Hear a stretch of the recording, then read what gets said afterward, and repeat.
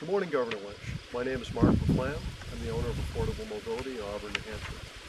I decided to share my recipe for waste vegetable oil to help relieve the state budget. Processing. This is just a 275-gallon drum. It has a dual purpose. One, we don't run very much vegetable oil. We're still running a 50-50 mix or less. And it gives us a storage and mixing and cleaning. You don't want to be running heavy particles through the centrifuge. It tends to clog even through 40-50 gallons at a time. It would be way too much without having our first cleaning. Most restaurant grease has food particles in it, miscellaneous, still very homogenized. We try and separate a good part of that right here. Power motor with a bearing mounted below, an explosion-proof exhaust fan blade that agitates. The pump system comes up through a series of holes. We have a stainless steel net that collects all the food particles. We'll run this for an hour and it'll fill up roughly a half a bucket of sheetrock material. You can see some miscellaneous material collected from here. This welding can definitely be done at the state prison and fabrication, and these jobs don't exist in the state of New Hampshire.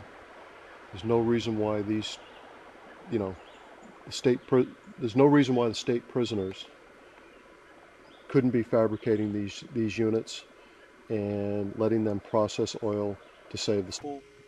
Solar passive heating with gravity feed down to our centrifuge.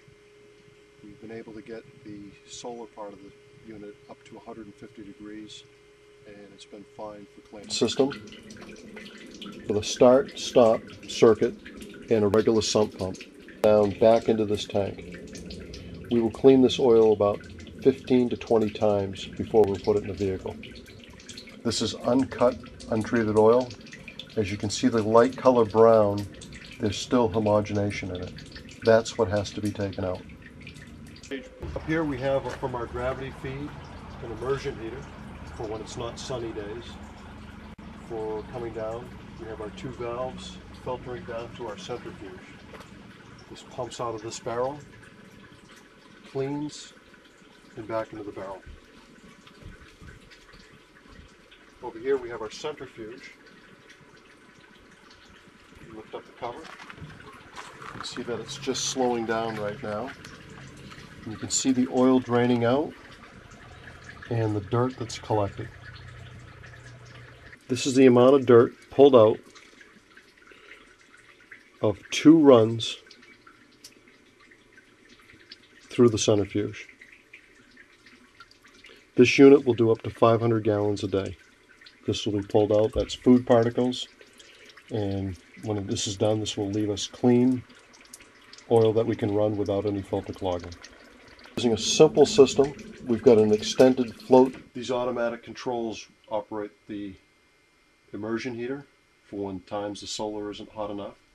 Our temperature control probe is on the other side, but our thermostat is here. We have a selector switch that we grab our float switch and we can put it on automatic clean, or we can take the contacts and operate it on pump in.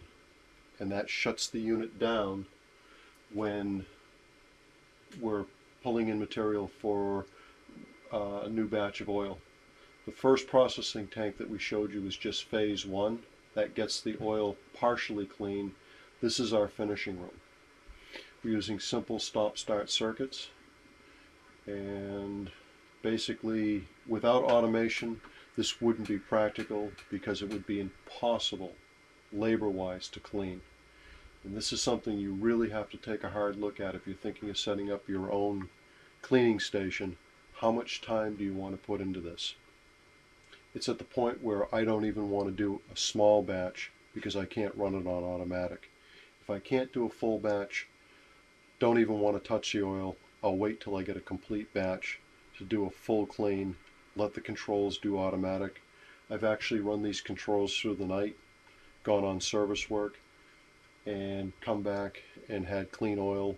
Centrifuge will do its cleaning. The heated filter has hot water jacket and electric heating element. Prior to the filter, we're putting a heat exchange, which will bring it up an extra 140 degrees.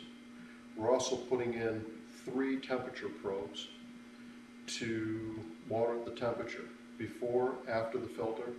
This will help for purging and lowering the temperature or raising the temperature before we turn our valves on.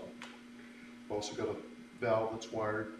We've got this all set up as one unit because of the way it fits into the truck and bolts. Here we've installed a fuel tank, 19 gallons, with a heat exchange, vent, supply and return, and additional temperature sensors so we know exactly what's going on. We've got it insulated with 1 inch of styrofoam with foil backing. The gang box has been modified to go right to the engine compartment and order it a little bit longer, fit it in, and then cut it to fit. This is a good opportunity if you just want to run a small light mix, say a 30% mix of grease. Just put in a heated line, use your existing filter system, and do nothing else to your car. I want to commend you on the fine job you've done as a governor. Republican myself, but I voted for you last time and I'm planning on voting for you again. You must be, like we talked about at the Raymond Parade, you must be pulling your hair out, trying to balance the budget shortfalls and heating buildings and trying to keep things going. This recipe isn't on mixing oil and percentages to put in. It's a formula to start a program. It's $1 to come up with a turnkey program. Start out on a small stage. I know from doing the security at the women's prison that we can hire prison help. And at the time when we did security and cable TV, it was $1 a day for cleaning. We've got some boys up at the men's prison in Berlin that can weld, teach them some skills, build some of this equipment, put some of this equipment to work, and then reap the savings. It's a budget.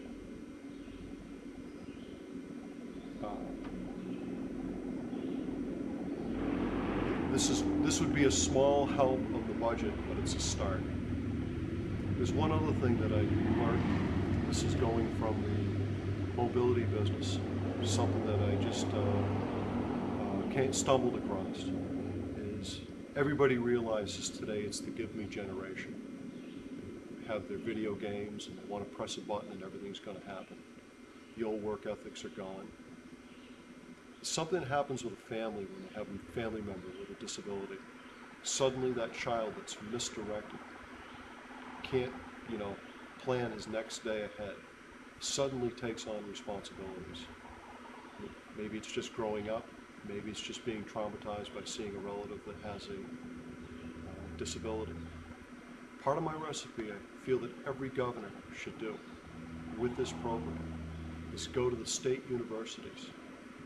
Don't lie to the youth. Our country's in a mess. Our world's in a mess. Tell them we're looking for a hero. Looking for somebody that can straighten out, come up with some solutions, not just learn from textbook A and textbook B, but to come up with some real solutions. Give it to your chemistry majors. You've got some real sharp kids out there. The impact of a governor sitting down with a group of students being asked to help out, I feel would be the same impact as a child with a family member has a disability and one of the other siblings finally decides to grow up. I think we could get some tremendous results in this country. It's not the solution. This is not the answer to the problem. It's a start. Good luck, and I want to thank you. And once again, I hope you can pass my video on. I realize boys aren't going to hold you back. This recipe will work.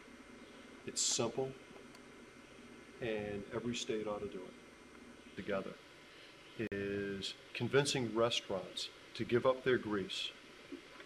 Some are recycling.